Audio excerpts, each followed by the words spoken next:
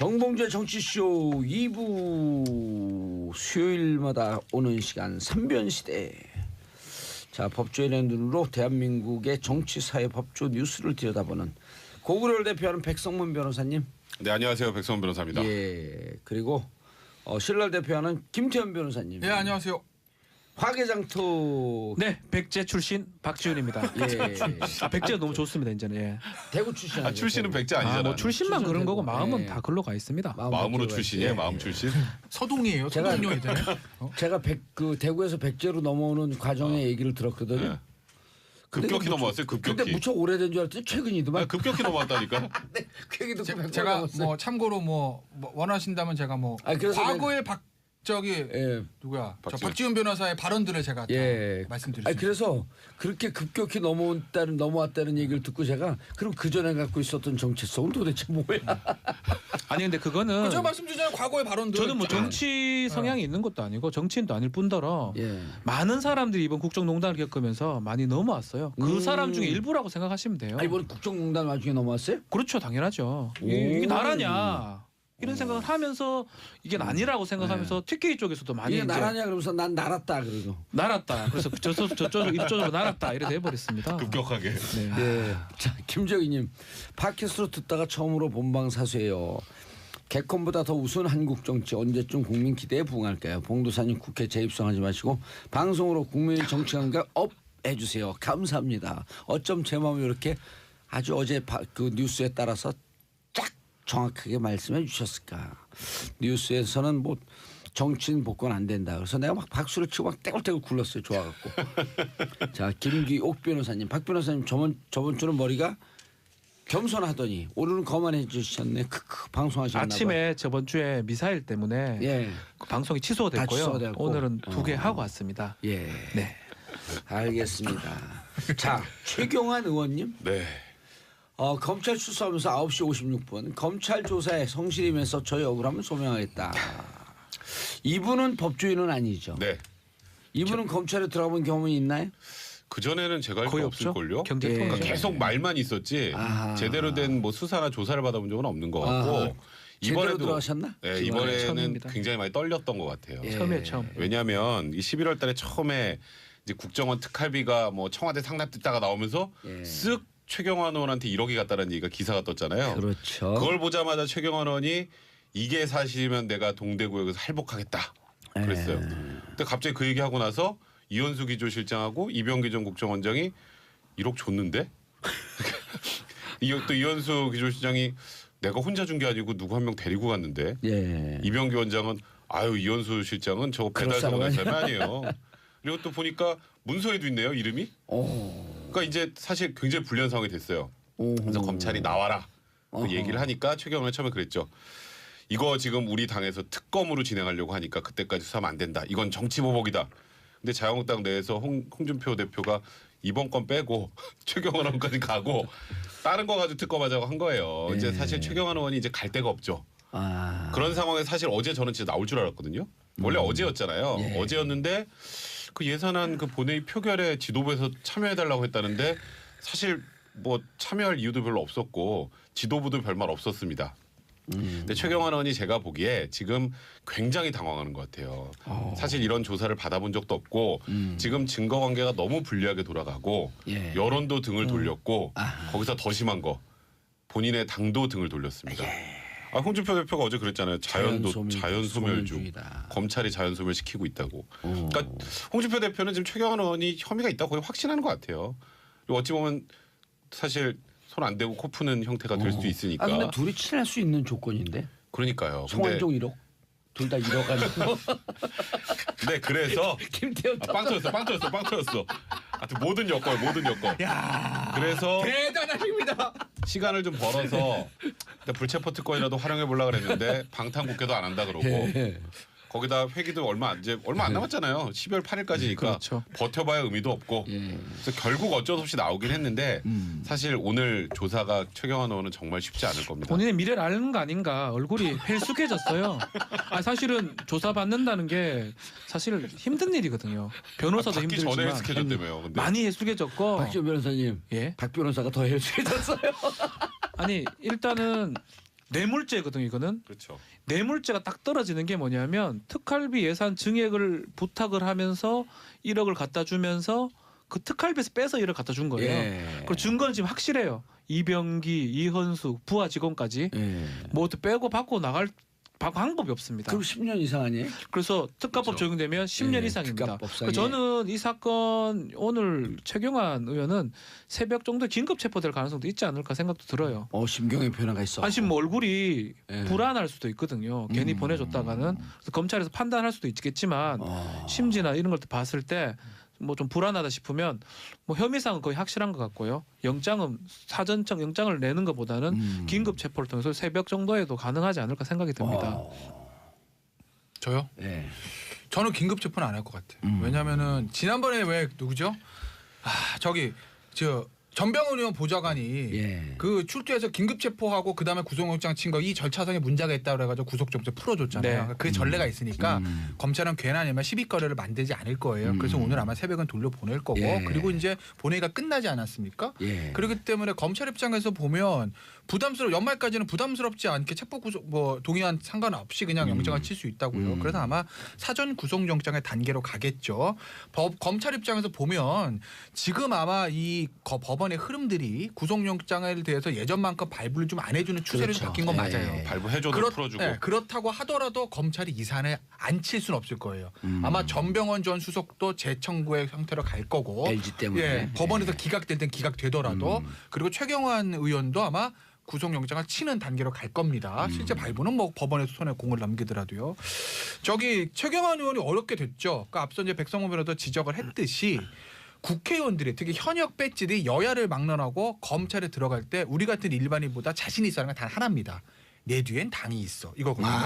내 뒤엔 당이 있고 내가 들어가는 순간까지 나는 이건 정치보복 프레임을 몰고 가면 돼. 그러면 내가 살고 나가더라도 제기할 수 있어라는 게 있는 거라고요. 그렇기 때문에 여야를 막론하고 진보 보수 막론하고 유죄 무죄 막론하고 끝까지 내가 받았습니다 말하는 사람은 아무도 없어요. 단 한 사람 생각해 보세요. 단 한 사람도 없습니다. 끝까지 나는 정권의 희생양을 몰고 가는 거예요. 그런데 다 억울하게 징역 산 사람. 그렇죠. 다 억울하게 돈에 관한 문제는 다 그래요. 그 억울한 사람도 구제해줘야 되는데. 네. 그런데 최경환은 다르죠. 지금 일단 당 지도부가 등을 돌린 사람이고 예. 제가 몇 주째 얘기하고 있지만 차도산이라는 용어를 제가 지금 3주째 씁니다. 최근 홍준표 대표 머릿속에 차도산이라는 단어가 들어있기 때문에 지금 최경환은 본인을 지금 백업을 해줄 세력이 지금 전무하다고 봐도 마찬가지예요. 만에 하나 다음 주 초죠? 다음 주 초에 친박계가 원내대표 경선에서 이겨가지고 당 그 원내 사령탑을 장악하고 그 다음부터 홍준표 대표가 예를 들어서 밀리고 이런 상황이 오지 않는 이상 최경환 의원의 백업 세력이 생기기는 좀 쉽지 않은 상황이죠. 그게 하나 있는 거고 또 하나는 이현수 기조실장의 진술들 중에서 제가 가장 유념 있게 본 진술은 뭐냐면 돈을 줬는데 어디서 줬습니까? 한강 고수부지로 줬습니다. 이게 아니고 청와대 담벼락에서. 청와대 담벼락도 아니고 집무실이죠. 집무실 가서 줬다는 거예요. 제가 이 말씀 왜 드리냐면요. 한강 고수부지에서 밤에 줬습니다라고 하면 알 수가 없어요. 한강 고수부지에 CCTV가 있는 것도 아니고 그렇죠. 그렇잖아요. 그런데 최경환 경제부총리 집무실에 정지했다는 거예요. 이 얘기는 뭐냐? 저는 경제부총리 집무실 안 가봤습니다. 그런데 아무나 가서 집무실 가서 나 최경환 만나러 왔어. 그럼 들어보내줍니까? 안 된다고요. 그럼 방문자 사전 기록이 작성. 있죠. 그렇죠. 방문자 기록이 다 있고 그 청사에는 곳곳에 CCTV 입구부터 시작해서 지하 주차장 입구부터 시작해서 방문 앞까지 나름대로 경비치자가 완전히 돼 있고 지금 증거 다 나왔다. 그렇죠. 100%죠. 방면호급 있을 거라고요. 예. 근데 지금 경제부총리 누구예요? 김동연 경제부총리잖아요. 누구요? 김동연 경제부총리잖아요. 정권이 바뀐 상태이기 때문에 지금 아마 검찰 입장에서 뭐 당시에 몇 년치 방문 기록들, CCTV 기록들 아마 다 확보를 했을 겁니다. 그렇기 때문에 이현수 기조실장의 말이 진실인지 거짓 진실을 밝히는 건 그리 어려운 일이 아닐 거예요. 그게 진실이라고 하면 방문 기록들 검찰에 가지고 있을 거고 예. 반대로 이현수 기조실장이 전 기조를 거짓말을 한다고 하게 되면 최경환 의원 입장에서도 그것이 거짓임을 밝히는 건 그리 어려운 일이 아닐 어렵지 거예요. 않죠. 그렇죠. 방문 기록 봅시다. 봅시다. CCTV 봅시다. 그렇죠. 아니 그럼 왔다 거짓말이에요. 갔어. 왔다 예. 갔는데도 그렇게 왔다 갔는데도 예를 들어갖고 예. 혹시라도 의심받을까봐 뭐 보좌관들이 계속 있었어 같이. 예. 그래서 그거를 진위를 밝히는 거는 그리 어려운 어렵지 일이 않다. 아닐 거고 그래서 만약에 돈을 받은 것이 만약에 입증이 돼가는 예. 단계라고 하면 아마 최경환 의원 측에서는 2단계 대가성 부인하고 아마 기소를 정치자금법으로 맞추는 정치자금법으로 전략을 하려고. 쓰겠죠. 그렇지. 항상 모든 정치를 그렇죠. 하듯이. 네. 그래서 제 생각에는 아마 뇌물보다는 아마 정치자금법 형태로 아마 기소가 되지 않을까 이거는 싶어요. 왜냐하면 근데 문제는- 대가성이 그러니까 대가성이 검찰 입장에서 보면 왜냐하면 양날의 칼이거든요. 날아갈 가능. 왜냐하면 대가성 입증이 쉬운 건 아니잖아요. 어찌됐든 간에 정치자금법이라고 해도 이 사안 자체는 큰 사안이니까 아마 그런 형태로 하지 않을까 근데 싶어요. 문제는 이제 그렇게 정치자금법으로 돌리는 게 희망사항이 되겠지만 지금 나와 있는 진술들이 정치자금법으로 돌리기 힘든 사안이에요. 완전 대가성이 입증이 되는 거예요. 아니 그냥 국정원 특활비를 지금 그 당시에 막 깎자는 움직임이 있었거든요. 그러니까 야 이거 우리 예산 날라가면 안 되니까 돈 갖다 주고 예산 좀 어떻게 좀 이렇게 홀딩 시켜봐. 그건 이걸로 줬다라고 얘기를 했는데 그렇죠. 갑자기 불법 지금 정치자금은 보니까 어떻게 되지? 그게 아닌가 보네요라고 네. 할 수는 없잖아요. 네. 그 진술이 이미 나와 있는 상황이고 사실 최경환 의원이 살아난 방법 딱 한 개예요. 배달 사고. 근데 배달서로 이현수가 두 명이 같이 그러니까 갔잖아요. 제가 지금 얘기하는 게 예. 이현수가 혼자 갔으면 아니 나는 받은 적 없어요. 예.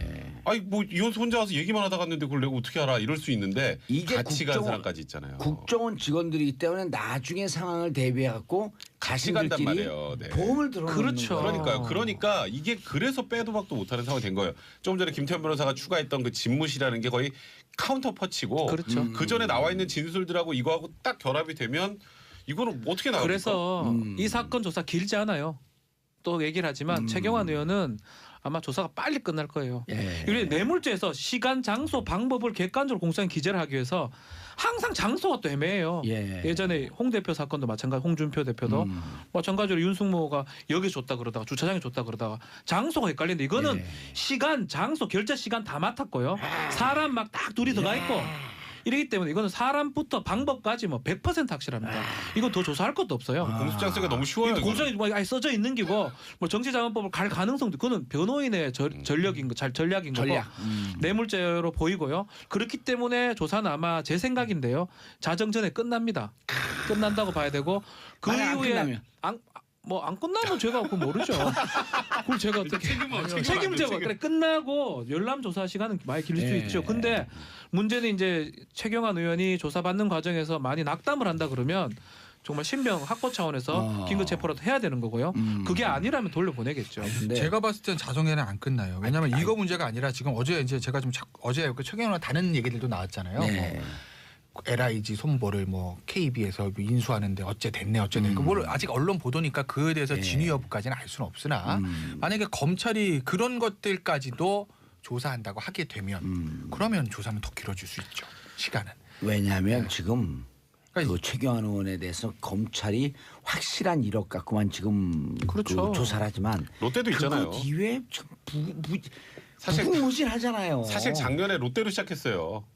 롯데로. 그렇죠. 원래. 작년 롯데. 근데 그 얘기 나오다 스물스물 없어졌잖아요. 아시아투데이인가 어디에서 예. 실명으로 썼다가 50억 받았다 어쩌다. 그 이제 그런 것들까지 오늘 아마 근데 예. 그 부분은 조사대에 포함되지는 않을 것 같고 거기에 대한 단서들이 추가로 확보된다면 신병을 확보하고 그러니까 진행을 길게 하겠다는 된다면 거죠. 그런 거 조사하는 거예요. 길게 아니 된다면. 근데 일단은 그 별건 수사는 원래 안 하잖아요. 아, 그렇죠. 그래서 1억에 대해서 하고 1억을 갖고 기소해서 구속이 되면 그때 이제 추가로 네, 추가로 그렇게 조사해서 하면 나오면 되지. 추가 띄우면 되는 예. 거예요. 사실 그런 예를 것들이 들어 입증이 혹시 된다면. 있을지는 모르지만 무슨 그 당선되니까 축하한다고 갖다 뭐 돈 준 경우 아니 지금 있을 수 그게 있을 거고. 기사가 하나 떴거든요. 그래요? 당선 축하금이라는 기사가 떴는데 오. 그러니까 박근혜 대통령 인수위 시절에 대략 기업 2곳 이렇게 나왔어요. 그냥 기사상이에요. 저는 이거 기사상이에요. 제가 얘기하는 게 예. 아니라 기업 2곳 그리고 상당한 재력가들을 통해서 100억을 모집했다.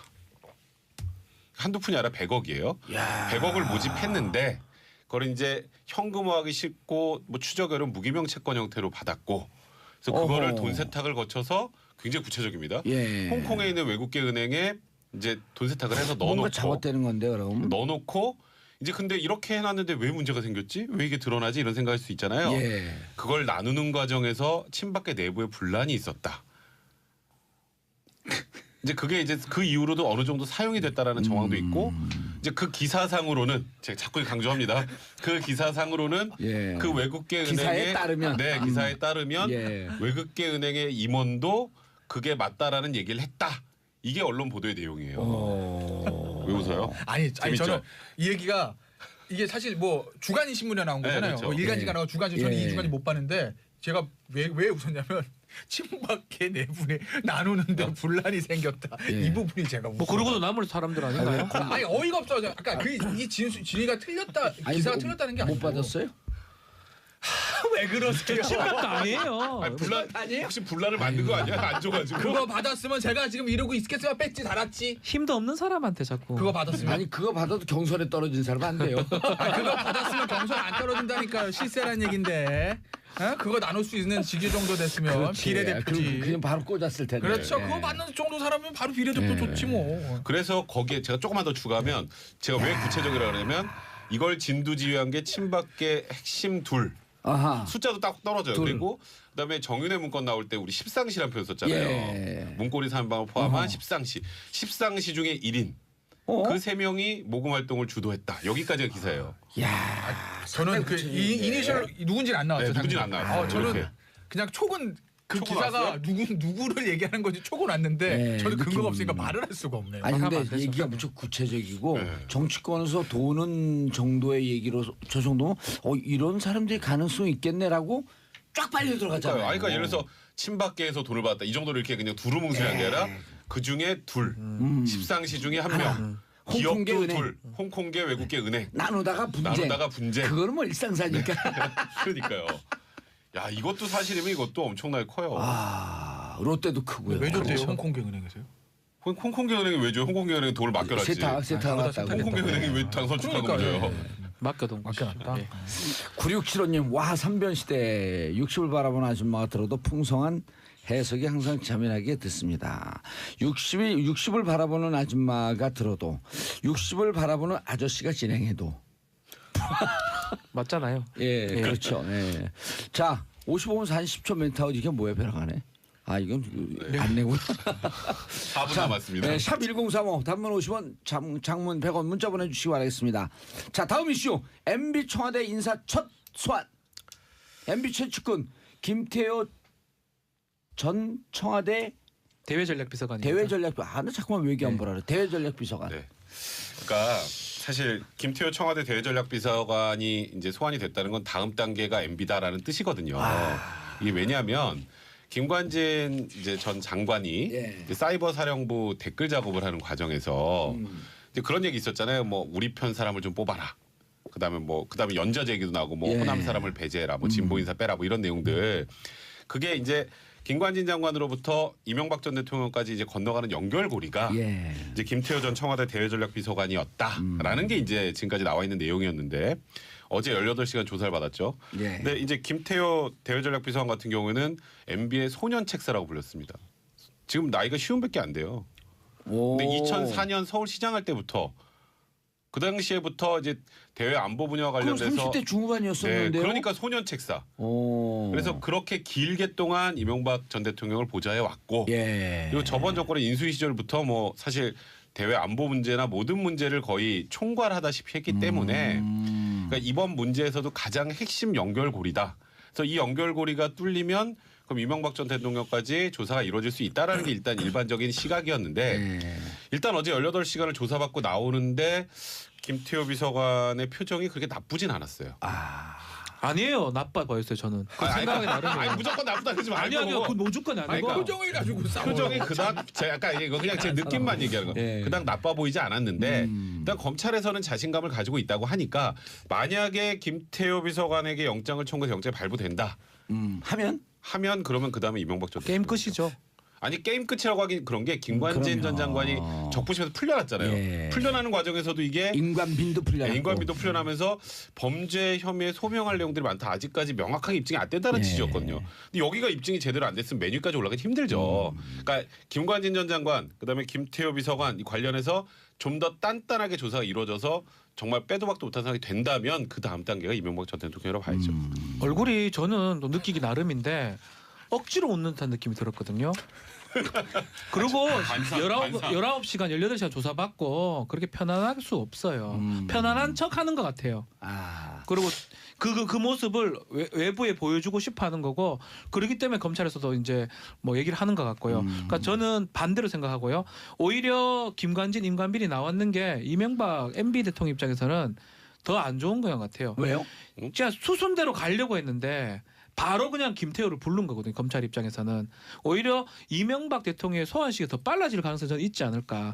김관진하고 임관빈이 만약 입을 계속 닫았다고 가정했을 때 예. 그렇다면 어차피 좀 힘든 상황인데 김태호는 국방부하고 청와대하고 메시지 같은 메신저 같은 역할을 하는 사람 비둘기 뭐라 합니까 중간에 예. 뭐 그런 역할이기 때문에 비둘기한테 바로 불러서 비둘기가 막 혹시 압수수색 그 자료를 바탕으로 해가지고 만약 얘기를 많이 했다 그러면 예. 그 얘기를 바탕으로 바로 조사가 가능합니다. 그렇기 때문에 임관빈, 김관진이 풀려났는 게 MB 대통령한테는 무조건 유리하다 보기는 좀 어렵다는 생각이 듭니다. 풀려났기 때문에 저는 김태호 비서관이 좀 늦게 소환된 거라고 생각해요. 그러니까요.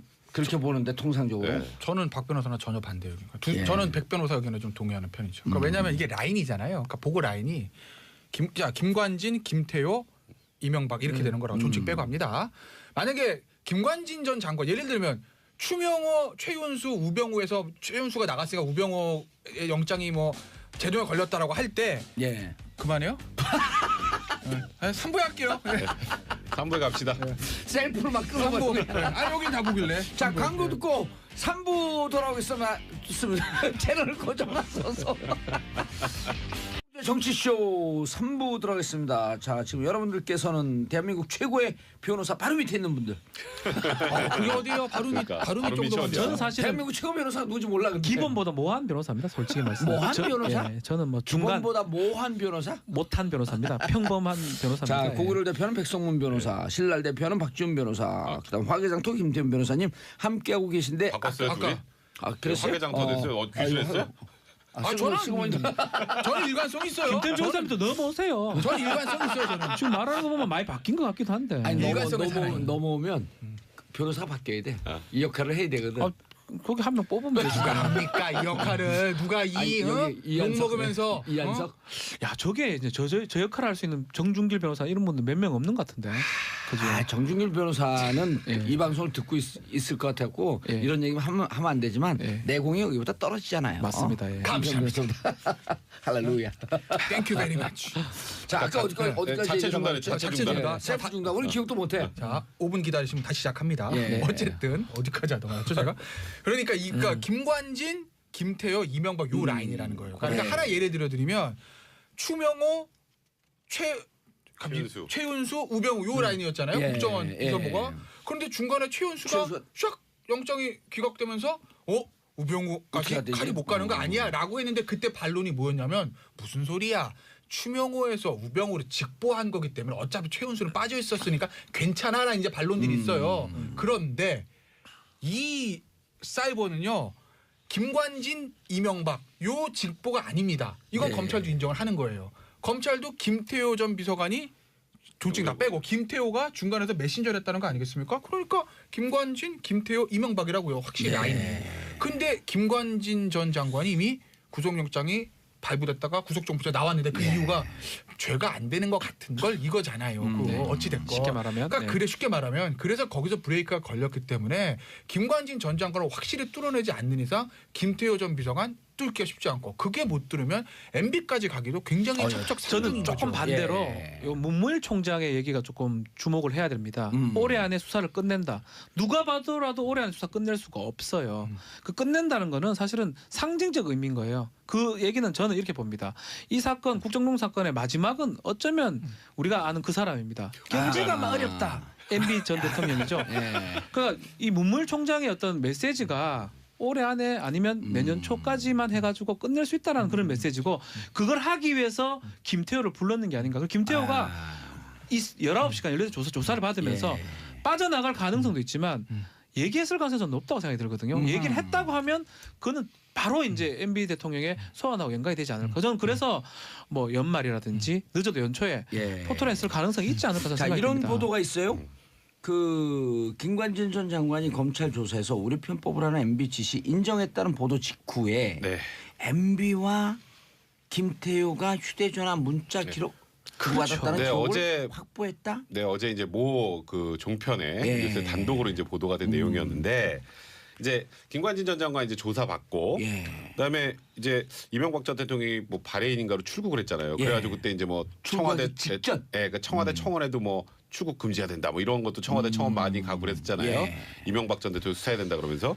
근데 그 당시에 이 김태호 비서관하고 이명박 전 대통령이 서로 계속 연락을 하면서 아하. 이 상황을 파악하려 했다라는 그런 정황들이 이제 나오게 된 거예요. 청원이 있더라도 그게 범죄는 아니잖아요. 그렇죠. 근데 이제 거기에 내용이 이제 뭐 문자 메시지 내용들이 혹시 이거랑 좀 관련이 있으면 왜냐하면 그 문자 메시지 내용은 그 방송에서 공개를 안 했어요. 그러니까 무언가 김관진 전 장관이 검찰 조사를 받고 야 이거 우리 이거 잘못된 거 아니야 만만치 않은데 라면서 얘기한 게 있다면 뭔가 이 이후에 증거를 인멸하거나 입을 맞추거나 그렇죠. 하려고 했던 정황이 아닐까가 이제 어제 뉴스에 그러니까 유명한 아직 종편이죠. 구체적인 아니에요. 아니 근데 이 종편에서 뭐 태블릿 PC도 공개를 그냥 했었고 얘기하세요. 태블릿 네. PC 나왔으면 뭘. JTBC인데 그 기자도 그 기자입니다. 그렇기 때문에 아마 큰 그림이 있는데 아니면 세부적이긴 있는데 조금만 공개를 한 것 같아요. 보도는. 아 이거 보도의 저건 핵심이에요.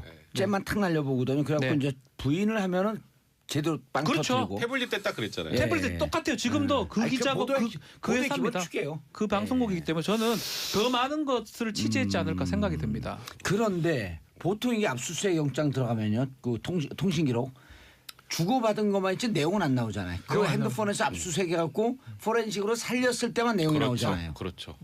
그러니까 일단 문자 메시지요? 예. 문자 메시지 나오죠. 예. 문자 메시지는 나와요. 근데 이제 뭐 카카오톡이나 이런 것들은 이제 어차피 서버 압수수색하지 않으면 나오지 않으니까 그렇죠. 그리고 통화를 했다까지만 나오죠.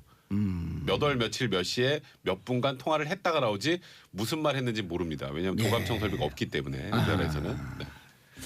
그래서 두 분은 MB까지 가기는 좀 어려울 거 지금 같고. 당장은 지금 어렵다. 당장은. 네. 근데 이제 문무일 총장 얘기를 잘 보셔야 되는데 예. 연말까지 마무리를 지을 건데 두 개를 예외를 들었어요. 그게 이제 MB 문제, 그 다음에 국정원 특활비거든요. 그 덩어리가 큽니다. 크죠. 덩어리가 커요. 그리고 사실은 그게 검찰 입장에서 건드리는 게 정치적으로 부담되는 측면도 있고 솔직히 말씀드리면 그래서 이제 그거는 연말이 아니라 연초까지 좀 갈 수 있다라는 거를 내놨기 때문에 네. 어쨌든 저도 그건 그렇게 생각하네요. 이명박 전 대통령이 어떤 형태로 포토넷 한 번은 쓸 거예요.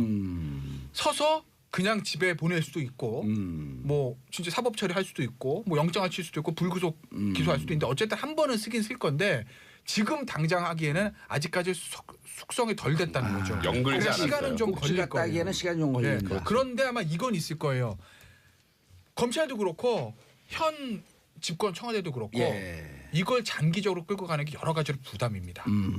그러니까 왜냐하면 지금 국가적으로 가장 중요한 이벤트가 내년 평창올림픽이거든요. 그렇죠. 근데 사실 지금 평창올림픽이 안 떠요. 그러니까 평창올림픽과 적폐청산 수사가 무슨 상관이 있느냐고 말하실 수는 있지만 언론 입장에서 봤을 때 일면 헤드라인이 아 적폐청산 이 사건 지금 너무 재밌으니까 안 뜨는 그렇죠. 거예요. 평창이. 그러니까 뭐죠? 일면 머리가 헤드가 저 평창 뭐 대박 이게 나와야 되는데 지금 여론들이 야 평창 무슨 평창 이게 더 재밌는데 말씀하신 그대로거든요. 예. 그러니까 청와대 입장에서도 굉장히 곤혹스러운 측면이 있죠. 왜냐하면 이 평창올림픽이라는 게 문재인 대통령의 현 집권 세력에서는 여러 가지 중요한 거거든요. 평창올림픽 떠야 내수가 삽니다. 예. 내수가 살아야 내년 지방선거가 유리해집니다. 예. 그리고 평창올림픽이 떠야 이 정부가 원하는 남북 화해 모드가 조성이 될 겁니다. 그러니까 평창올림픽 굉장히 중요한 이벤트인데 예. 이게 지금 안 뜨거든요. 적폐청산이 밀려서. 연관은 없죠. 언론에서 볼 땐 똑같다는 거죠. 어쨌든 국민의 입장에서 관심이 어디에 있냐는 거니까. 그러니까 적어도 내년 1월 연초까지 이걸 마무리 짓고 평창올림픽을 붐합시키는 방향으로 좀 가져야 된다는 거죠. 그런 측면에서 보면 저는 이 오늘 문무일 총장이 연말까지 마무리 짓겠다는 것이 검찰 내부의 어떤 야 이거 너무하는 거 아니야? 우리가 청와대 하명 기간이냐? 언제까지 갈 거야? 이 내부의 문제도 있지만 아마 현 집권 세력과의 어느 정도 일정 기간 저는 교감이 있었을 거라고 봐요. 그러니까 평창 전까지 그러니까 MB 구속 수사 12월에 끝내고 네. 평창올림픽을 성공적으로. 빨리 하겠다는 뜻이죠. 저는 그렇게 볼 필요 없다는 거예요. 깜짝이야. 아니요. 아니 그렇게 그런 부분 분명히 맞지만 문무일 총장의 뜻이 뭐 이거는 뭐 이제 그만하겠다, 안 하겠다라는 게 아니고. 빨리 수사 성과를 내겠다는 뜻이에요. 그리고 그만큼 수사에 어떤 진척이 있다라는 걸 저는 얘기하는 게 아니고 저는 그렇게 볼 필요 있다고 김태우 생각합니다. 비서관 들어가기 전에 문무일 총장이 얘기한 거잖아요. 아유 들어가기 전에 조사할 거 다 얘기하죠. 왜 저한테 화를 내세요? 아닙니다. 예. 근데 사실 저는 박지원 변호사 생각이 정반대. 예. 저도 수사를 하지 말라는 뜻이 아니라 수사는 당연히 해야죠. 해야 되는데 브레이크가 걸린 건 사실이에요. 그렇죠. 그래서 그런 상황에서 예. 계속 이게 표류하고 그냥 카더라로 갈 수는 없는 거예요. 전직 대통령까지. 정말 빼도 먹다 못하는 뭐가 빡 나와야 이제 이명박 전 대통령을 포토라인에 세울 텐데 네. 그게 지금 생각보다 녹록치 않고 더뎌가니까. 맞아요. 그리고 지금 두 인물이 남은 거 아니에요. 우병우 또 어떻게 그렇죠. 할 거냐. 우병우도 녹록치 않은 인물이고. 그래서 저는 아까 김태현 변호사 얘기했잖아요. 예외. 이명박 전 대통령 거는 지금은 쉽지 않다라는 걸 은연중에 내비친 겁니다. 지금 적폐청산이라는 얘기는 문무일 총장이 얘기한 거는 이 전 정권에 관련된 것들이 계속 나오잖아요. 지금. 그죠? 그 김관진이 구속적 부심에서 풀려 나온 상황이 그게 녹록치가 않았어요. 그러니까 구속적 부심 풀려 나오는 순간 이 수사는 원점이에요. 그러니까 그게 이제 구속적 부심 근데 풀려난 게 예, 예를 들어서 그런 경우가 있어요. 예. 뭐 혐의는 다 인정이 되는데 보니까 이거는 뭐 죽어도 일정하고 증거 증거도 다 인멸할 수도 확보됐고 없고. 예. 그러니까 풀어줘. 이러면 얘가 다르죠. 근데 범죄 자체가 다툴 때가 참 많네요. 이러면서 그렇게 얘기했단 내보낸 거니까 말이에요. 예. 그러니까 당신들 입증 제대로 못한 거예요. 아하. 일단 신광열 부장 얘기는. 그러면 여기도 입증이 안 되는데 아까 말씀하셨던 것 연결고리 중에 1번이 입증이 안 되는데 2번 불렀으니까 이제 다음에 그냥 3번 불러? 그런 방식으로 수사하다 잘못하다 제대로 뒤통수 맞습니다. 그렇기 때문에 쉽진 않아요. 신강렬 그 형사수석 부장판사. 네. 네. 얘 구속적 부심 풀어준 거를 이제 우리가 몇 번 얘기는 했지만 그 이후에 이제 또 김동진 인천지법 부장판사가 들이받았거든요. 그분이 성남에 있다가 서울로 들어오는 케이스인데 네. 인천으로 갔단 말이에요. 좌천이에요. 네, 네. 그 얘기 잠깐만 하고. 그러니까 사실 그 구속적 부심은 뭐 제가 이런 표현 써도 될지 모르겠습니다만 제가 변호사로서 도저히 이해 안 돼요. 그 신강렬 그 네. 김동진 판사도 그 얘기한 거 아니에요? 19년 만에 처음 봤다. 영장 실질심사에서 요즘에 영장 전담 판사가 얼마나 영장만 기각합니까? 거기 뚫기 또 하늘의 별 따기인데 거길 뚫어가지고 구속을 시켰더니 야 내가 가만 생각해 보니까 너네가 틀린 것 같아. 이거 아니야. 아주 간단하게 말하면 제가 이거 갖고 칼럼도 썼어요.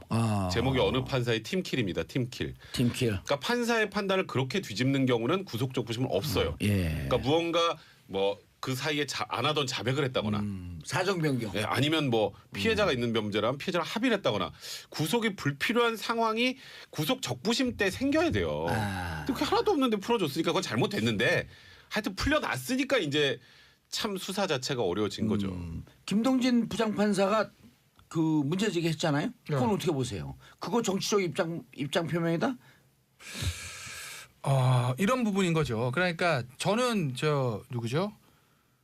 김명수 대법원장이 했던 예. 너무 정치 세력들의 사법부의 결정에 대해서 왈가왈부한다는 그런 메시지. 예. 저는 굉장히 잘된 메시지라고 보고. 그거를 하니까 이제 그 다음에 김동진 문제 제기한 거 일단 아니에요? 김명수 대법원장 또 말씀을 드렸죠. 사실 김명수 대법원장 우리 3편 시대에서도 그 얘기 했을 때 자유한국당에서 김명수 대법원장 코드 인사다라고 했을 때 제가 아마 그런 말씀 드렸을 거예요. 김명수 대법원장이 조금 아무래도 좀 진보적인 성향이 있는 것 같으나 이거는 받아야 되는 카드라고 한번 제가 말씀드리지 않았습니까? 왜냐하면 제가 봤을 때 김명수 대법원장 같은 경우에는 뭐랄까 정치적으로 저는 평양된 사람을 보진 않아요. 본인의 생각이 굳이 보수 진보 중에서 뭐 진보 쪽에 가까울 수 있으나 예. 그렇다고 해서 법원을 완전히 진보적인 색채로 확 바꾸고 이럴 만한 사람은 아니라고 저는 봤어요. 그런데 그게 이제 두 가지 증거로 나타난 거죠. 하나는 이번에 대법관 인선, 그다음에 그 메시지들. 왜냐하면 대법원장으로서 그런 메시지 굉장히 바람직한 메시지 아니겠습니까? 왜냐하면 누구든지 법원의 결정에 비판할 수는 있습니다. 생각이 다르니까요. 그럼 법을 흔들지 마라. 그렇죠. 구속적 부심에 대해서 백성 변호사는 전혀 납득이 안 된다고 하지만 저는 납득이 돼요. 저는 그게 돼요. 왜냐하면 충분히 신광호 부장 입장에서는 그게 볼 수 있다고 봐요. 예. 그런데 대법원장 입장에서 보면 정치적인 세력들의 대법원의 어떤 결정에 대해서 자꾸 왈가왈부하는 것들은 굉장히 좀 위험하다. 불편한 부분이거든요. 비판을 할 수 있으나 그러니까 정치권의 메시지가 대법원의 어떤 법원의 결정 비판한다. 다만 결정이니까 수용하겠다. 이게 돼야 되는데 비판만 있고 결정은 없다라는 거예요. 예. 더구나 그게 야당이 아니라 여당에서 집권 여당에서 나오는 것은 대법원 법원 입장에서는 굉장히 불편한 것이거든요. 흔들지 말라는 게 김동진 그렇죠. 판사 딱 들이받았잖아요. 들이받았잖아요. 그러고 나서 이제 김동진 판사가 오늘 이제 다시 글을 올렸어요. 뭐라고 어제죠. 그러니까 뭐라고 올렸냐면 구속적 부심에 대한 본인의 생각, 비판적인 생각 창의 유지하겠다. 그건 그럴 수 있다고 봅니다. 본인의 법 판단으로 생각이니까. 예. 하지만 대법원장을 소위 말해서 들이받은 건 그건 내가 잘못했고 후회한다라고 이제 글을 내렸거든요. 그러니까 그 문제는 일단 일단락이 된 것이고 저는 김명수 대법원장이 보수 일각에서 봤을 때 너무 코드 인사 아니야라고 걱정을 하고 그리고 그렇게 보이는 측면이 있는 것도 사실입니다. 하지만 예. 저는 최근에 일련의 어떤 대법관 인선이나 문제라든지 그다음에 그런 정치권에 대한 일갈 이런 예. 거로 봤을 때 김명수 대법원은 조금 그래도 좀 아직은 지켜봐야 된다라고 생각이 들고 두 가지 시간이 예. 없어서 말씀 못 드리지만 구속적 부심에 대한 생각은 백 변호사와 저는 전혀 다르다. 그건 말씀드립니다. 저는 두 가지 김태현 문제- 변호사 전혀 다릅니다. 두 가지 문제 제기하는 분들이 있어요. 네. 첫째, 김명수 대법원장 들어왔는데 블랙리스트 재조사 한다는데 왜 이렇게 뜨뜻 미식을 한 게 아니야? 그렇죠. 이 문제 제기하는 분 한 분 네. 계시고요. 그다음 두 번째, 이 구속적 부심에 대해서 모두가 이해하지 않는데 이때야말로 전 판사들이 모여갖고 판사 전원을 해야 되는 거 아니냐라는 격한 얘기를 하는 그렇죠. 판사들도 있단 말이에요. 양승태 대법원장 시절 때 이제 평 판사들 회의가 생겼었죠. 예. 블랙리스트 부분이었는데 사실은 대법원장이 바뀌는데도 그 부분 문제 제기를 했던 판사들만 있고 해결책은 별로 안 나오고 있는 상황이에요. 거기에다가 막 김동진 부장판사가 어쩌면 큰 마음 먹고 이런 문제 제기를 한 것 같아요. 법관끼리 서로 그 판결에 대해서 어떤 평가를 내리는 경우 거의 없거든요. 예. 어쩌면 이거는 근데 견해도 물어봤다는 거 아니야 주위에. 다 물어봤고 그거를 또 글에 올렸어요. 자기가 아는 옆에 법관들한테 물어보니까 누구도 이해 못한다라고 얘기했다는 거. 그런 거는 그냥 신광열 수석부장의 판단이 잘못됐다는 얘기를 그냥 한 거예요.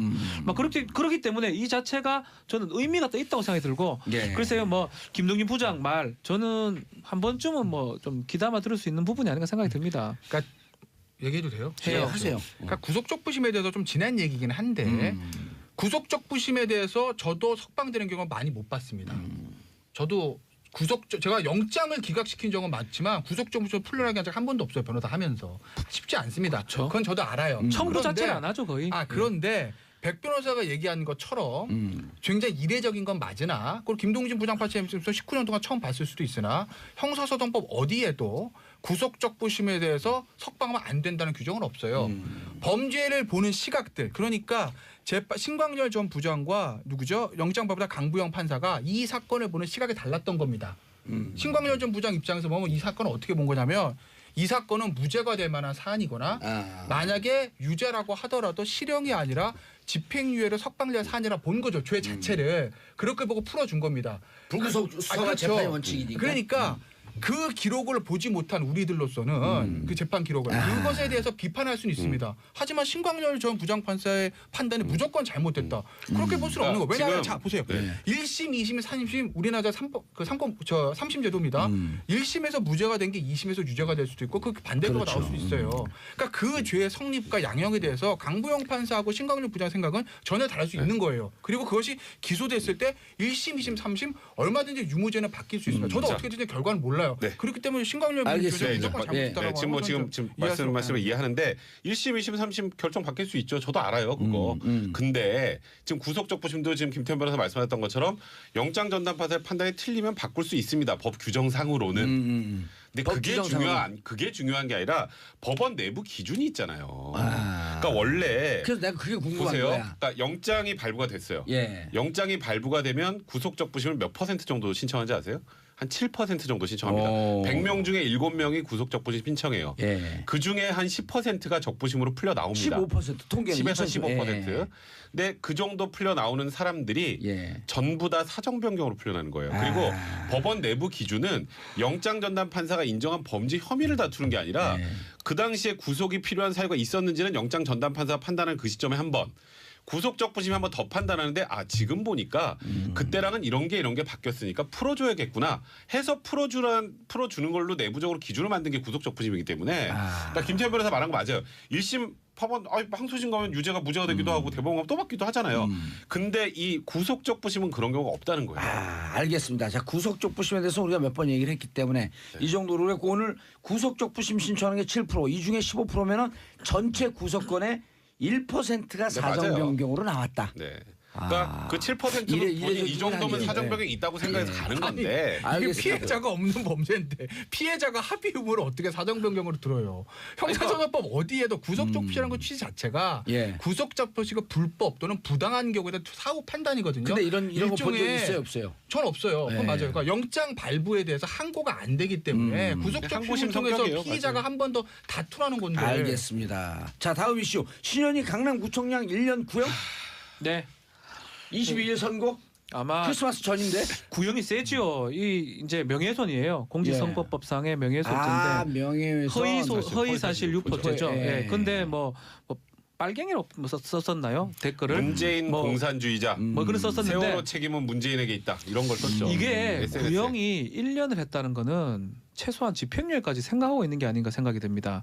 이 좀 조금 많이 약한 글이라 그러면 벌금 구형하는 경우도 있거든요. 아, 실형 8개월인데 제가 보기에는. 아 그래서 제가 1년 했다는 거는 최소 집행유예, 최대 10개월 아니면 8개월에 실형이 가능하다고 검찰은 판단한 겁니다. 구형 검사 입장에서는 이거는 통상은 한 500 정도 구형을 해요. 500만 원 구형하면 뭐 100만 원 미만 되면 정치 활동이 가능한 거고요. 100만 원 이상이 되더라도 뭐 2, 300 정도 나오는 게 맞는데 그 이상의 행동이라고 받는 게 아닌가 생각이 듭니다. 그러니까 이게 쟁점이 예. 뭐냐면요. 사실 이 그 카카오톡을 통해서 제가 좀 전에 말했던 것처럼 문재인은 공산주의자다. 그러니까 절대 문재인 같은 사람은 정치하면 안 된다. 아니면 뭐 세월호 책임은 문재인에게 있다. 뭐 이런 식으로 SNS를 통해서 유포를 한 거예요. 구청장이. 예. 근데 그 시점이요. 탄핵되잖아요. 그죠? 그러니까 이게 대통령 선거 일정이 잡히 전이에요. 그러니까 지금 신현희 구청장의 얘기는 뭐냐면 아니 그 당시에 그 탄핵이 부당하다는 걸 좀 알리려 그랬던 거고. 아, 대선이 들어왔으면 더 크게 나왔다. 아니, 그러니까 그 대선에 관련해서 지금 이게 지금 연결이 된 범죄거든요. 예. 근데 그 당시에 탄핵 세력이 부당하다고 생각했고 그 당시 태극기 든 분들 마음의 위로를 해드려야겠다는 생각이 들어서 이런 걸 남긴 거지 선거에 개입할 생각은 없었다. 근데 그러니까 나는 이거 공선법 위반이 아니다라고 주장을 하고 있기 때문에 근데 검찰은 거예요. 근데 탄핵이 부당하다는데 왜 그 글에 탄핵 얘기는 하나도 없어요? 왜 문재인 얘기만 있어요? 이거 결국 대통령 선거 개입하려고 한 거 아니냐? 그렇죠. 이미 그 야당의 후보는 결정이 났잖아요. 그러니까 이제 사실상 이제 탄핵이 2010년 3월이면 탄핵되기 한 직전 고 즈음이에요. 그러니까 선거일자 나오지 않았는데 무슨 그게 무슨 공소법 위반이냐라는 부분이 이번 사건의 이제 핵심 쟁점이 되는 그렇죠. 쉽지 않아요. 이 구형을 1년 했다는 거는 저는 검찰에서 강하게 아니, 생각한 거 아닌가 생각이 선거일정 듭니다. 어떻게 되나? 탄핵된 다음에 야당 후보가 됐나요? 아니면은 아니 탄핵이 안 되는데 어떻게 야당 후보가 되나요? 탄핵이 돼야지. 야당 후보가 되기 뭐, 전이었네. 뭐, 좀 그렇죠. 애매하긴 하네요. 그게 그게 이상하네. 유일하게 쟁점이에요. 쟁점이죠. 애매하네요. 이게. 유일한 쟁점. 그러니까 잘못은 했는데 이게 공선법 위반이야? 이거는 또 이제 물음표가 그렇죠. 되는 거잖아요. 단순히 공선법상의 명예훼손이게 되면 허위사실 유포에 의한 명예훼손이면 센데. 세죠. 그리고 공선법 위반이면은 100만 원 이상이면 그냥 구청장직도 날라가고. 근데 공소법은 뭐예요? 공직선거법. 예, 우리 네. 청취자분들한테 네, 네. 알려주죠. 근데 단순 일반 명예훼손이나 뭐 그렇다면 이거는 이제 민사. 집행유예 이상이 나와야 돼요. 예. 그래야 이제 구청장직이 날아간다고. 그러니까 그렇죠. 죄명이 어떤 거냐에 따라서 구청장직을 지킬 수 있느냐 그게 결정되기 때문에 중요한 부분이죠. 그러니까 검찰은 공직선거법상의 허위사실 유포에 의한 명예훼손 네, 그렇죠. 이걸 했고 네. 그쪽 디펜스하는 변호사 측에서는 이거는 명예훼손 선거랑 상관없어, 잘못했어. 그거요. 네. 명예훼손 한 건 맞는데 공직선거법상의 허위사실 그렇죠. 유포에 의한 그건 아니다. 명예훼손이 아니라 그냥 아니다. 단순 명예훼손이다. 네, 그렇죠. 굳이 말하면 설득력이 있는데요? 명료하죠. 예. 그러니까 이렇게 주장하고 있어요 지금. 근데 검찰은 말도 안 된다. 설득력은 있으나 내용엔 동의할 수 없는데. 그 시점 어떻게 때문에 그런 거죠. 같은 좀 만나봤잖아요. 저 신현구청 알아요. 예. 아주 잘하는 건 아닌데 뭐 안면은 있는데. 그럼 오늘 변호사가 아니라 아니요. 상담 심리사 입장에서 심리 상태 분석을 제가 봤을 때 아마 신현희 구청 아이고 갑자기 신현희 전이래. 벌써 전이래. 뭐가 선고도 안 거기 됐는데. 구청장 아, 나가는 거기 거죠. 나가려고요? 신현희 현 구청장. 거길 노리고 있네. 신현희 현 구청장. 뭔가 약간 본인에게서 존재감을 좀 과시하고 싶었던 거 아닌가 싶어요 저는. 그 당시에. 그 전문용어로 관종. 왜냐하면 신현희 구청장이 구청장 하면서 박원순 시장으로 굉장히 많이 부딪혔습니다. 맞아요. 물론 서울시의 전반과 강남구는 조금 이해관계가 다를 수 예. 있어요. 이건 뭐 구룡마을 문제도 그렇고 한전 그 부지 개발 문제도 그렇고 굉장히 많이 부딪혔었거든요. 그러니까 정책적으로 부딪히는 거는 뭐 있을 수는 있는 일이라고 봐요. 예. 그런데 종의 말 같은 그러니까 말이나 이런 것들을 가지고 정치인이 오르내는 그 길이 유쾌한 것은 아니거든요. 제가 항상 말씀드리지만 보수는 세련돼야 되고요. 지적이 있어야 되고요. 품격이 있어야 됩니다. 그게 보수의 여러 가지 중요한 가치 중에 하나거든요. 네. 신현희 구청장에게는 그런 것이 좀 아쉬운 거고 제가 봤을 때는 신현희 구청장이 다음에 3선을 노리죠. 벌써 재선 그렇죠. 구청장이에요? 3선 노립니다. 오. 강남구청 어허. 자유한국당 입장에서 젖과 꿀이 흐르는 땅입니다. 그건 몰라요. 너무 좋은 지역구입니다. 잘 몰라요. 아주 좋은 지역. 자유한국당 입장에서 보면. 구청장이 민주당으로 바뀔 수도 있나요? 강남구청은 쉽진 않을 거예요. 쉽지 않죠. 왜냐하면 모르죠. 네. 아니요. 갑과 병이 완전 그 뭐 그렇긴 자유한국당 한데 쪽이고 네, 의리만 의리 이제 신현이니까. 전현희 예. 의원이긴 한데 그래도 강남구청, 서초구청은 쉽진 않아요. 쉽지 않죠. 네, 예. 그 자유한국당에 뺏기는 건 굉장히 어려운 일이에요. 딱 한 명이 가능성이 있어요. 나갈 수 있는 사람이. 정봉주? 아니요. 그래요. 정치 김태현 작업일까요? 김태현 변호사가 예. 귀순한 민주당으로 다음에 와갖고 귀순해서. 나가면은 조금 승산 있지 않을까. 이 칭찬이에요, 뭐예요? 네. 어찌됐건 간에 눈빛 흔들리는 거 봤지. 많이 흔들었어, 많이 흔들었어. 지금 타이도 오늘 그거 하고 왔잖아요. 타이도. 내년에 이제 지방선거 공천의 문제가 있고 예. 자유한국당에서 물갈이의 문제가 있기 때문에 신현희 구청장이 전이래. 선거 아직 안 됐어요. 검찰 법원 때문에 못 나가게 될지 예. 아니면 자유한국당 내에서 교체를 하게 될지 그거는 저는 분석. 자유한국당 내부는 관심 없어요. 네. 법에서 어떻게 될 거냐 이거 분석해 달라는 거죠. 제가 봤을 때는 공직선거법까지 모르겠으나 예. 일반 형사에서 명예훼손으로라도 저는 유죄는 나올 것 같고 유죄죠. 벌금형이냐 집행유예인데 제가 봤을 때는 벌금형 사안 이상 사안으로 보여요. 집행유예 나오면 이거 그것도 그것도 아웃인데. 그치죠. 저는 일반 그래서- 형법 집행유예, 네. 공직선거법상의 100만 원 벌금 이상의 아, 벌금. 일반 그래서 형법 집행유예 이상, 저는 금고 이상. 예, 무조건 뭐 이거 걸리고. 듣고 계시면 굉장히 죄송한데 예. 신현희 구청장이 내년 강남구청 3선 도전 전 쉽지 않다 봅니다. 그리고 자유한국당 입장에서도 그럼 불편하죠. 자유한국당 입장에서도 만약에 어쨌든 말을 한 건 맞잖아요. 이게 이제 설사 일반 명예훼손으로 해서 벌금형 나온다 하더라도 예. 이거는 선거 과정에서 시비거리가 될 수 있기 때문에 당의 다른 선거를 위해서 선거 전략상 교체 다만- 중에 저는 맞다고 다만 봅니다. 그 아까 판결은 그 판결대로 좀 사과한 거 걸리죠. 철회하면 안 될까요? 예? 신현희 구청장한테 듣고 계시다면 죄송합니다만 아니, 뭐 했는데 그러니까- 왜냐하면 절대 들을 리가 없고 팟캐스트가 뭔지 몰라요. 라디오인데 라디오잖아. 이게 또 다시 올라가잖아 팟캐스트로. 그래요? 아. 절대 몰라요. 그러니까 저는 뭐- 사과 철회하세요. 예, 교체될 가능성이 그럼 높다고 민주당에서 받아들일 수 있어. 봐요. 교체되면 제가 그 자리로 갈까요? 예. 알겠습니다. 전이래. 자, 아직 세 분 인사하시면 안 돼요. 자, 와일드쇼 15일 금요일 오후 2시에 목동 SBS 1층 락 스튜디오 주진우 기자, 김영민 PD, 안민석 더불어민주당 의원과 함께 제가 진행합니다. 자, 방청 신청은요 문자로요. 샵 1035 짧은 건 50원, 긴 건 100원. 혹은 고릴라나 정치쇼 홈페이지를 통해서 신청 가능합니다. 지금 자석이 딱 2개 남았습니다. 즉시 신청해 주시기 바라겠습니다. 당첨된 분들에게는 개별 연락 드립니다. 패널들이 빵빵합니다. 예, 인사하시고요. 네, 감사합니다. 고맙습니다. 예, 다음 주 다시 뵙겠습니다. 수요일 날은 소고기. 이게 뭐죠? 한한 그 본회의 표결에 지도부에서 참여해달라고 했다는데 사실 뭐 참여할 이유도 별로 없었고 지도부도 별말 없었습니다. 근데 최경환 의원이 제가 보기에 지금 굉장히 당황하는 것 같아요. 사실 이런 조사를 받아본 적도 없고 지금 증거 관계가 너무 불리하게 돌아가고 예. 여론도 등을 돌렸고 거기서 더 심한 거 본인의 당도 등을 돌렸습니다. 홍준표 대표가 어제 그랬잖아요. 자연 소멸 중. 소멸주의다. 검찰이 자연 소멸시키고 있다고. 그러니까 홍준표 대표는 지금 최경환 의원이 혐의가 있다고 거의 확신하는 것 같아요. 그리고 어찌 보면 사실 손 안 대고 코 푸는 형태가 될 수도 있으니까. 근데 둘이 친할 수 있는 조건인데. 그러니까요. 근데 송환종 1억. 둘 다 1억 아니고. 네, 그래서 김태현 빵 터졌어. 하여튼 모든 여건. 그래서 대단하십니다. 시간을 좀 벌어서 일단 불체포 특권이라도 활용해 보려고 그랬는데 방탄국회도 안 한다 그러고 예. 거기다 회기도 얼마 안 남았잖아요. 12월 8일까지니까 그렇죠. 버텨봐야 의미도 없고 그래서 결국 어쩔 수 없이 나오긴 했는데 사실 오늘 조사가 최경환 의원은 정말 쉽지 않을 겁니다. 본인의 미래를 아는 거 아닌가. 얼굴이 헬쑥해졌어요. 사실은 조사 받는다는 게 사실 힘든 일이거든요. 변호사도 받기 전에 힘들지만 헬스케졌다며요. 근데 많이 헬쑥해졌고. 박지원 변호사님. 예. 박 변호사가 더 헬스해졌어요. 아니 일단은 뇌물죄거든요. 이거는 그렇죠. 뇌물죄가 딱 떨어지는 게 뭐냐면 특활비 예산 증액을 부탁을 하면서 1억을 갖다 주면서 그 특활비에서 빼서 1억 갖다 준 거예요. 예. 그리고 증거는 지금 확실해요. 이병기, 이현수, 부하 직원까지 예. 모두 빼고 받고 나갈 방법이 없습니다. 그럼 10년 이상 아니에요? 그래서 특가법 그렇죠. 적용되면 10년 예, 이상입니다. 특가법상에. 저는 이 사건 오늘 최경환 의원은 새벽 정도 긴급 체포될 가능성도 있지 않을까 생각도 들어요. 심경의 변화가 있어. 아니 지금 뭐 얼굴이 예. 불안할 수도 있거든요. 괜히 보내줬다가는 그래서 검찰에서 판단할 수도 있겠지만 심지나 이런 걸 봤을 때 뭐 좀 불안하다 싶으면 뭐 혐의상은 거의 확실한 것 같고요. 영장은 사전적 영장을 내는 것보다는 긴급 체포를 통해서 새벽 정도에도 가능하지 않을까 생각이 듭니다. 저요? 예. 저는 긴급 체포는 안 할 것 같아요. 왜냐면은 지난번에 왜 누구죠?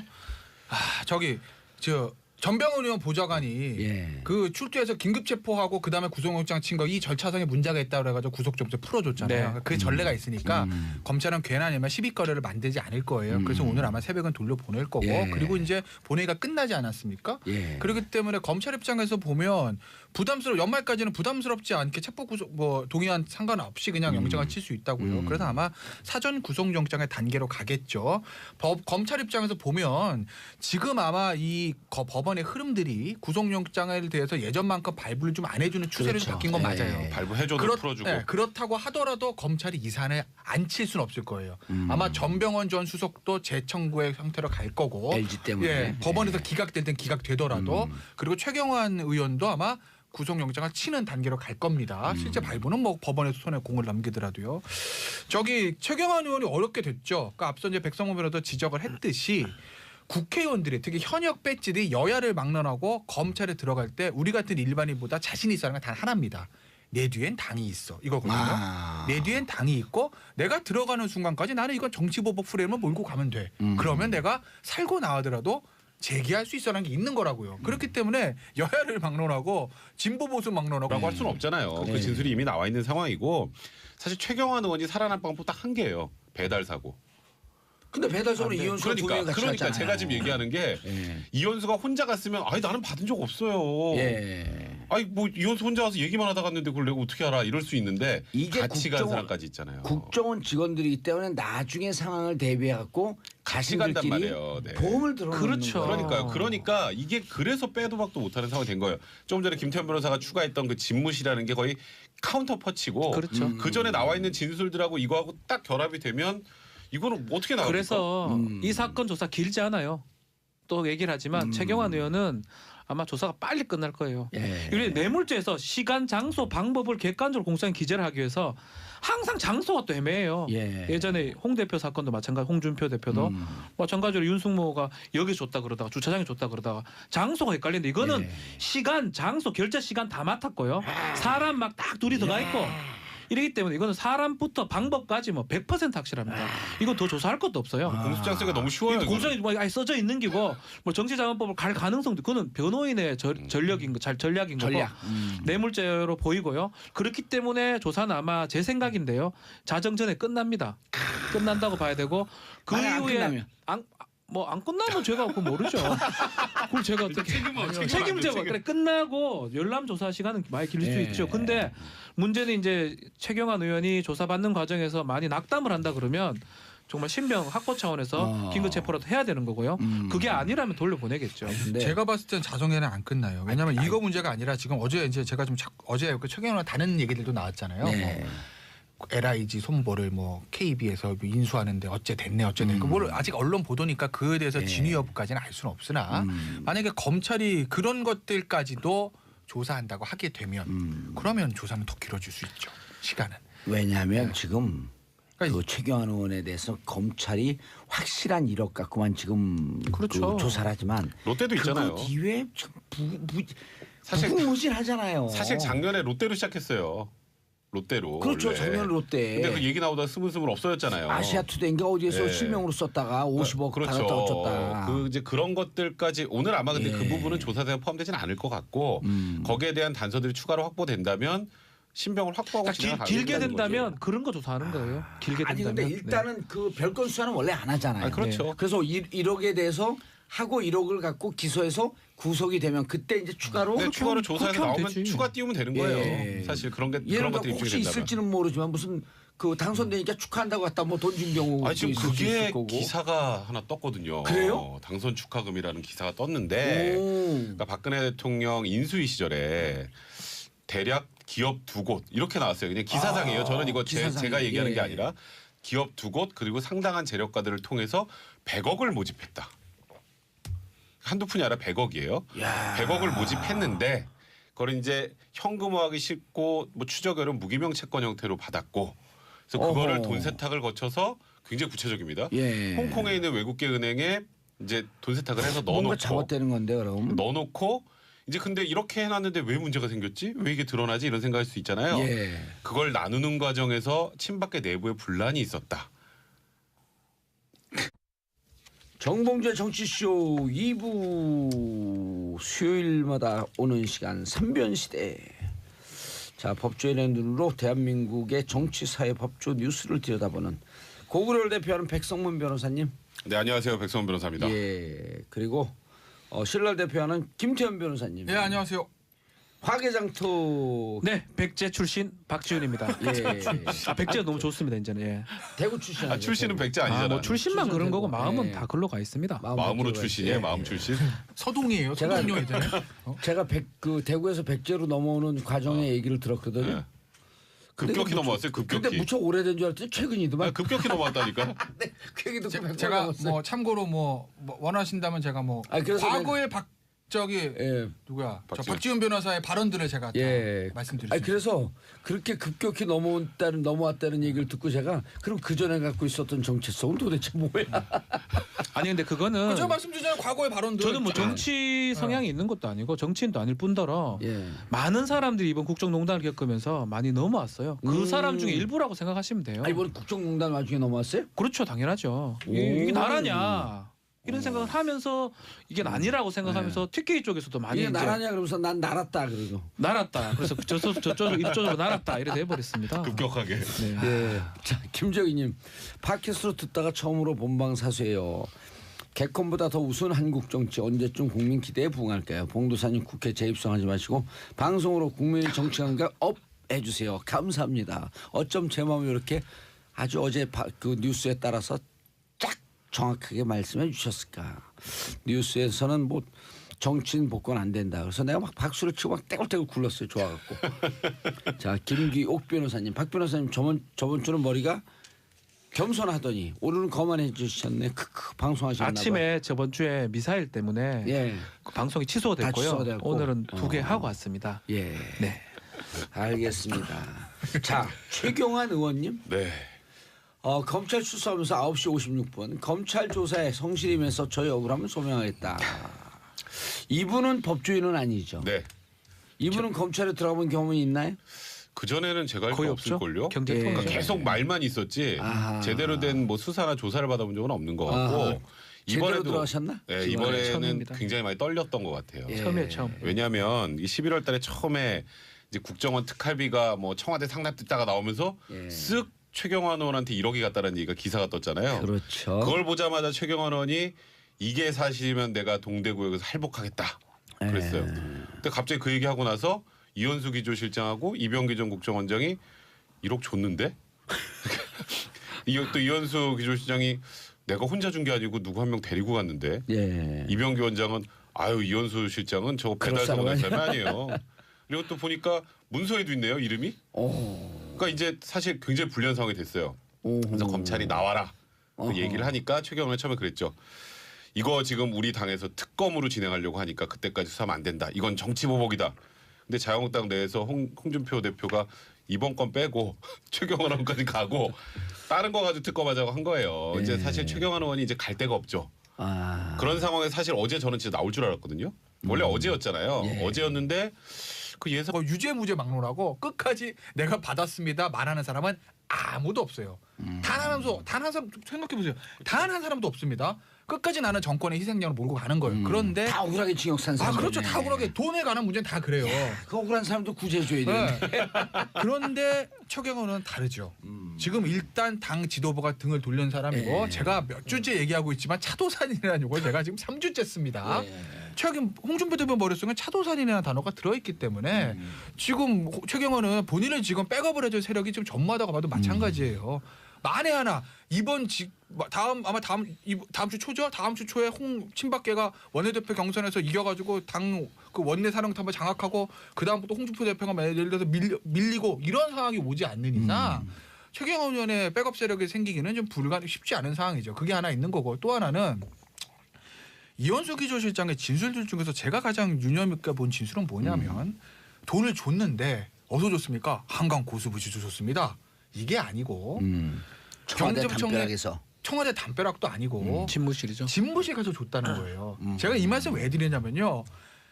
한강 고수부지에서 밤에 줬습니다라고 하면 알 수가 없어요. 한강 고수부지에 CCTV가 있는 것도 아니고 그렇죠. 그렇잖아요.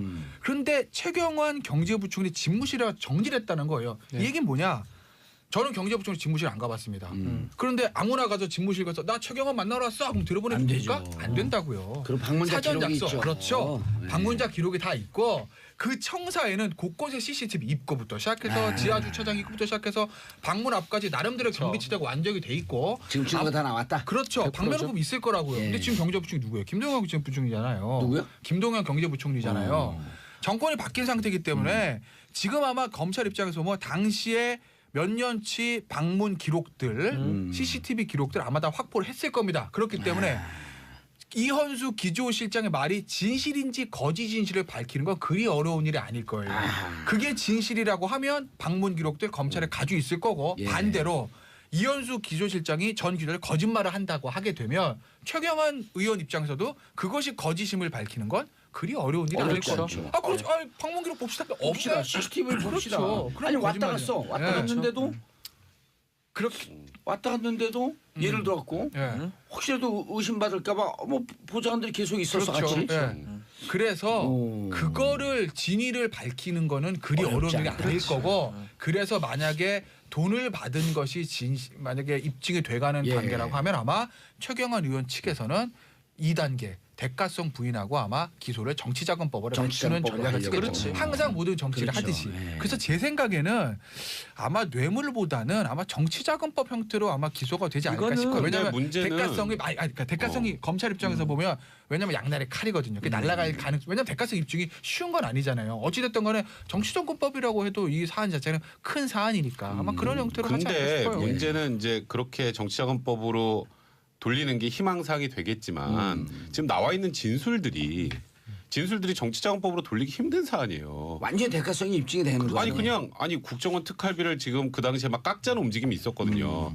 그러니까 야 이거 우리 예산 날라가면 안 되니까 돈 갖다 주고 예산 좀 어떻게 좀 이렇게 홀딩 시켜봐. 그건 이걸로 줬다라고 얘기를 했는데 그렇죠. 갑자기 불법 지금 정치자금은 보니까 어떻게 되지? 그게 아닌가 보네요. 이제 그게 이제 그 이후로도 어느 정도 사용이 됐다라는 정황도 있고 이제 그 기사상으로는 제가 자꾸 강조합니다. 그 기사상으로는 예. 그 외국계 기사에 은행의 따르면. 네 기사에 따르면 예. 외국계 은행의 임원도 그게 맞다라는 얘기를 했다. 이게 언론 보도의 내용이에요. 왜 웃어요? 아니 재밌죠? 저는 이 얘기가 이게 사실 뭐 주간인 신문에 나온 네, 거잖아요. 그렇죠. 일간지가 나고 주간지 저는 예. 이 주간지 못 봤는데 제가 왜 웃었냐면 친박계 내분에 나누는데 분란이 생겼다. 예. 이 부분이 제가 뭐 그러고도 남을 사람들 아닌가요? 아니 어이가 없어요. 아까 이 진위가 틀렸다. 아니, 기사가 뭐, 틀렸다는 게 못 아니고 받았어요? 왜 그러세요? 심각도 아니에요. 아니, 분란 혹시 분란을 만든 거 아니야? 안 줘가지고. 그거 받았으면 제가 지금 이러고 있겠으면 배지 달았지. 힘도 없는 사람한테 자꾸. 그거 받았으면 아니 그거 받아도 경선에 떨어진 사람 안 돼요. 그거 받았으면 경선 안 떨어진다니까요. 실세란 얘기인데. 어? 그거 나눌 수 있는 직위 정도 됐으면 그렇지. 비례대표지. 그냥 바로 꽂았을 텐데. 그렇죠. 예. 그거 받는 정도 사람이면 바로 비례대표 예. 좋지 뭐. 그래서 거기에 제가 조금만 더 추가하면 제가 왜 구체적이라 그러냐면 이걸 진두지휘한 게 친박계 핵심 둘. 아하. 숫자도 딱 떨어져요. 둘. 그리고 그다음에 정윤회 문건 나올 때 우리 십상시란 표현 썼잖아요. 예. 문고리 3방을 포함한 어허. 십상시. 십상시 중에 1인. 어? 그 3명이 모금 활동을 주도했다. 여기까지가 기사예요. 야. 저는 그 이니셜 누군지는 안 나왔죠. 네, 누군지는 안 나왔어요. 저는 이렇게. 그냥 촉은 그 촉은 기사가 왔어요? 누구를 얘기하는 건지 촉은 왔는데 네, 저는 근거가 느낌. 없으니까 말을 할 수가 없네요. 아니 하면 근데 안 되죠. 얘기가 무척 구체적이고 네. 정치권에서 도는 정도의 얘기로 저 정도면 이런 사람들이 가능성이 있겠네라고 쫙 빨려 들어가잖아요. 그러니까 예를 들어서 친박계에서 돈을 받았다. 이 정도로 이렇게 그냥 두루뭉술한 게 아니라 그 중에 둘. 십상시 중에 한 명. 홍콩계 기업도 은행. 둘. 홍콩계 외국계 은행. 나누다가 분쟁. 나누다가 분쟁. 그거는 뭐 일상사니까. 그러니까요. 야 이것도 사실이면 이것도 엄청나게 커요. 아 롯데도 크고요. 왜 줬대요? 그렇죠. 홍콩계 은행에서요? 홍콩계 은행이 왜 줘요? 홍콩계 은행이 돈을 맡겨놨지. 세탁 났다고. 홍콩계 은행이 왜 당선 축하금 줘요? 맡겨둔 맡겨놨다. 예. 9675님 와 삼변시대 60을 바라보는 아줌마가 들어도 풍성한 해석이 항상 재미나게 듣습니다. 60을 바라보는 아줌마가 들어도 60을 바라보는 아저씨가 진행해도 맞잖아요. 예, 그렇죠. 예. 자 55분 40초 멘트아웃 이게 뭐야 벼랑하네. 아 이건 안 내구나. 4분 남았습니다. 네, 샵 1035 단문 50원 장문 100원 문자 보내주시기 바라겠습니다. 자 다음 이슈 MB 청와대 인사 첫 소환. MB 최측근 김태효 전 청와대 대외전략비서관이. 대외전략 나 자꾸만 외교 안 보라 그래. 대외전략비서관. 네. 그러니까 사실 김태호 청와대 대외전략비서관이 이제 소환이 됐다는 건 다음 단계가 MB다라는 뜻이거든요. 이게 왜냐하면 김관진 이제 전 장관이 예. 이제 사이버 사령부 댓글 작업을 하는 과정에서 이제 그런 얘기 있었잖아요. 뭐 우리 편 사람을 좀 뽑아라. 그다음에 연좌 제기도 나오고 뭐 예. 호남 사람을 배제해라. 뭐 진보 인사 빼라. 뭐 이런 내용들. 그게 이제 김관진 장관으로부터 이명박 전 대통령까지 이제 건너가는 연결고리가 예. 이제 김태호 전 청와대 대외전략비서관이었다라는 게 이제 지금까지 나와 있는 내용이었는데 어제 18시간 조사를 받았죠. 예. 근데 이제 김태호 대외전략비서관 같은 경우에는 MB의 소년 책사라고 불렸습니다. 지금 나이가 50밖에 안 돼요. 오. 근데 2004년 서울시장 할 때부터 그 당시에부터 이제 대외 안보